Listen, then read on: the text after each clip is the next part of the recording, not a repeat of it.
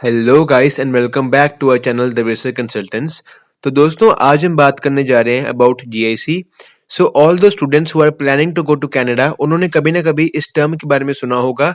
और आज की इस वीडियो का हमारा पर्पस ये है कि हम जीआईसी के बारे में आपको बताएं और आपको हम जीआईसी का पर्पस बताएं कि जीआईसी पे करने का पर्पस क्या होता है। So without further do let's get started. So first of all, let's find out what GIC is. GIC जिसकी फुल फॉर्म है गारंटीड इन्वेस्टमेंट सर्टिफिकेट। ये बेसिकली एक इन्वेस्टमेंट है जो आप इंडिया से पे कर रहे हो बिफोर लैंडिंग इन कनाडा। और इसका प्रोसीजर कुछ ऐसे है कि आपने किसी भी कैनेडियन बैंक में अपना यहाँ से अकाउंट खुलवाना है और उसके बाद आपने अपने इंडियन बैंक अकाउंट से उस बैंक अकाउंट में एक पर्टिकुलर अमाउंट ट्रांसफर करना है। अब ये जो अमाउंट है that is around 10,000 Canadian dollars.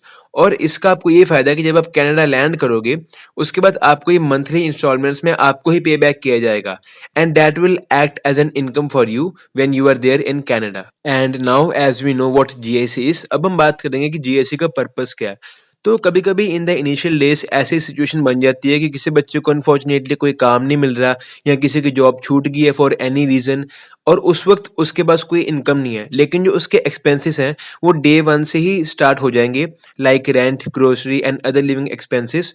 तो उस बच्चे को अब उन एक्सपेंसेस को इनकर करना है पर उसके पास कोई इनकम नहीं है। और इस वक्त एक्चुअली जो जीआईसी है वो बहुत ज़्यादा हेल्प करती है उस बच्चे की, क्योंकि वो आपको मंथली जीआईसी मिल रही है फ्रॉम द बैंक और इस जीआईसी को अब आप यूज़ कर सकते हो टू पे ऑफ योर एक्सपेंसेस। अब कुछ बच्चे जो बहुत ज़्यादा रिच फैमिली से बिलोंग करते हैं, ये जो बहुत ज़्यादा वेल्दी हैं, वो ये कहेंगे कि उनके पेरेंट्स उनके एक्सपेंसेस आराम से बेयर कर सकते हैं and they can send them the money back from India, तो उन्हें जीएसटी की कोई ज़रूरत नहीं है।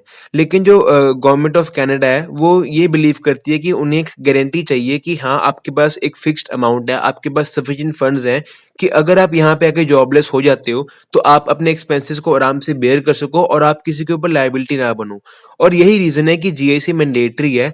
अगर आपने जीआईसी अपनी पे नहीं की तो आप कनाडा की फाइल के लिए आप अप्लाई नहीं कर सकते और आपको वीजा नहीं मिलेगा। तो ये बहुत ज्यादा मैंडेटरी है, जीआईसी हर एक इंडियन बच्चे को पे करनी ही पड़ती है whosoever is planning to go to Canada।